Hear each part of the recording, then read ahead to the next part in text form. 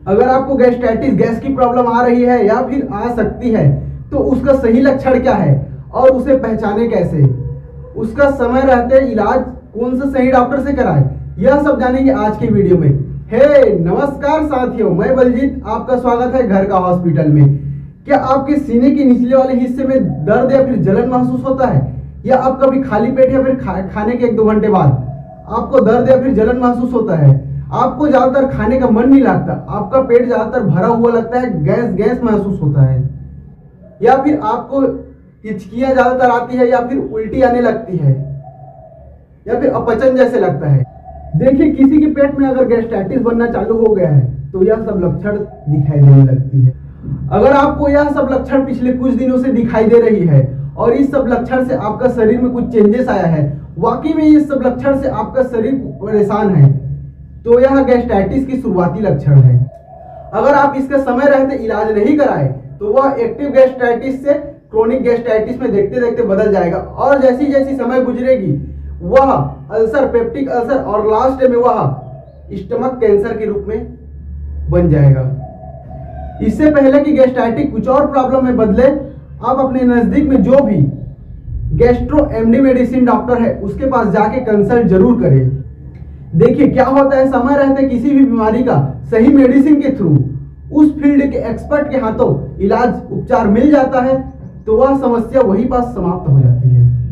अगर रहना है आपको चुस्त और दुरुस्त तो खाइए फ्रेश फल। गैस्ट्राइटिस होने का मुख्य कारण होता है बैक्टीरियल इन्फेक्शन, और गैस्ट्राइटिस होने का जिम्मेदार बस एक ही बैक्टीरिया को पाइलोरी नाम का बैक्टीरिया ही रिस्पॉन्सिबल जिम्मेदार होता है, और वह बैक्टीरिया ज्यादातर गंदगी भीड़ भाड़ वाले इलाकों में होता है। बिना हाथ धोए खाना खा रहे हैं, दूषित खाना खा रहे हैं, या फिर बहुत दिनों से स्टोरेज है वो पानी पी रहे हैं, या फिर गंदे कपड़े पहन रहे हैं, यह सबसे वह बैक्टीरिया पेट में आ जाता है, और पेट में वह बैक्टीरिया काफी दिनों तक जिंदा रह सकता है और वहां ग्रो भी कर सकता है। और गैस्ट्राइटिस होने का दूसरा कारण होता है, यदि हम छोटी छोटी बातों में हमारा हाथ पैर बॉडी पेन करने लगता है तो ज्यादातर हम पेन किलर खा लेते हैं। वह पेन किलर के कारण हमारे शरीर में पेट के अंदर गैस्ट्राइटिस बनना चालू हो जाता है, और वह धीरे धीरे करके गैस्ट्राइटिस जो है बहुत सारे बीमारियों में बदल जाता है।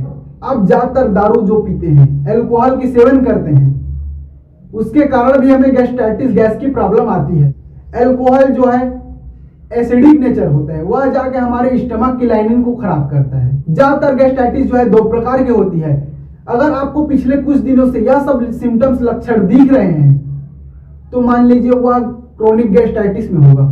अगर आपको यह लक्षण पिछले बहुत दिनों से दिख रहे हैं आपके और आपके इग्नोरेंस की वजह से, तो वह कहीं न कहीं क्रोनिक गैस्ट्राइटिस में बदल चुका है। तो क्रोनिक गैस्ट्राइटिस का लक्षण होता है, आपको अगर उल्टी होती है तो वह उल्टी काला कलर का होगा। अगर आप यह सब सिम्टम्स, यह सब लक्षण लेके डॉक्टर के पास जाते हैं तो वह आपका सबसे पहले हिस्ट्री पूछेंगे, आपका फैमिली हिस्ट्री पूछेंगे, उसके बाद आपका फिजिकल एग्जामिनेशन करेंगे।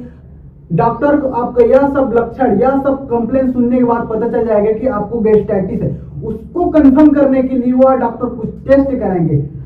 गैस्ट्राइटिस को कंफर्म करने के लिए ब्लड टेस्ट से भी गैस्ट्राइटिस कंफर्म होता है, स्टूल टेस्ट से कंफर्म होता है, ब्रीथिंग टेस्ट से कंफर्म होता है। अगर प्रॉब्लम कुछ ज्यादा ही है तो आपको एंडोस्कोपी करने की सलाह देते हैं। एंडोस्कोपी में हमारे मुंह के अंदर स्टमक तक एक पाइप डाला जाता है जिसमें एक कैमरा लगा होता है। उस कैमरे की मदद से हमारे स्टमक के अंदर जितने भी प्रॉब्लम है, जितने डैमेज हुए, वह सबको देखते हैं। एक और तरीका है गैस्ट्राइटिस को आइडेंटिफाई करने के लिए, एक्सरे, जिसमें आपको पहले बेरियम सोले नाम का सॉल्यूशन पिलाया जाता है, जिससे कि आपकी जितना भी जीआईटी है वह चमकने लगती है। उसके बाद आपका एक्सरे निकाल के देखते हैं कि आपके जो स्टमक है वह कैसा है, उसके अंदर इन्फेक्शन तो नहीं है, कोई डैमेज तो नहीं है। इसमें से कोई एक टेस्ट कराते हैं आपका गैस्ट्राइटिस को कंफर्म करने के लिए। आपका पूरा डायग्नोसिस, पूरा टेस्ट कराने के बाद डॉक्टर को यह पता चलता है कि आपका जो गैस्ट्राइटिस है किस लेवल पे है, कौन सी कंडीशन में है, फिर उसको उस लेवल की दवाई देके उसको ठीक किया जाता है। अब दवाई को समझने से पहले अब गैस्ट्राइटिस को समझ जाइए, कौन सी जगह होता है, कैसे होता है, और उसको वह दवा किस प्रकार ठीक करता है। गैस्ट्राइटिस जो है हमारे शरीर में स्टमक के अंदर होता है, और स्टमक के अंदर HCl पाया जाता है। HCl जो है अम्लीय क्षारीय एसिड के रूप में होता है। वह HCl हमारे स्टमक के अंदर जो भी खाना पहुंचता है उसको ब्रेक डाउन, पचाने का काम करता है।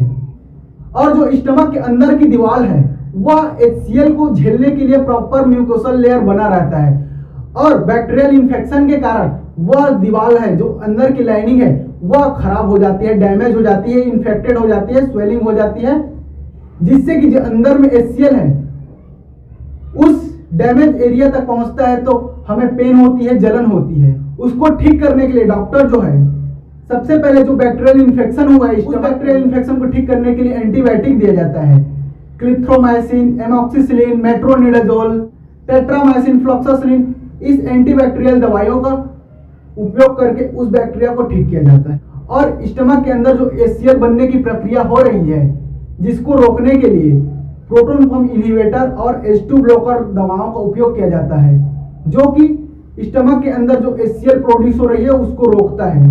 प्रोटॉन पंप इनहिबिटर के अंदर आता है ओमेप्राजोल, लेंसोप्राजोल, रेबेप्राजोल, पेंटोप्राजोल, और H2 ब्लॉकर के अंदर आता है फिनेटिडिन, सिमेटिडिन, रेनेटिडिन। इन दवाओं का उपयोग करके HCl की प्रोडक्शन को रोकता है। यह दोनों दवा अपने अपने लेवल में HCl को रोकता है, जिसकी वजह से जो अंदर में जलन हो रही है, दर्द हो रही है स्टमक के अंदर, उसको राहत मिलती है।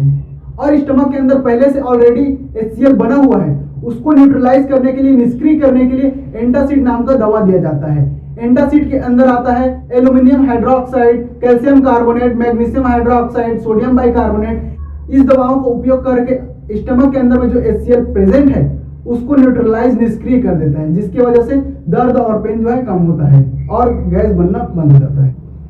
इसके साथ साथ आप अपने घर के जो खान पान है, आपकी जो लाइफस्टाइल है उसमें चेंजेस करेंगे तो आपका जो गैस्ट्राइटिस है वह जल्दी ठीक होगा, जिसमें आपको खाना को एक बार मच के भरपेट नहीं खाना है, आपको खट्टा नहीं खाना है, आपको मैदा और बेसन से बना हुआ चीज नहीं खाना है, आपको जो नॉनवेज चीज है जो पचने में ज्यादा समय लेता है, डाइजेस्ट होने में, उसको नहीं खाना है। तेल से बना हुआ ज्यादातर तेलीय तली भुनी चीजें नहीं खाना है, आपको ज्यादा मिर्ची मसाला वाला चीज नहीं खाना है।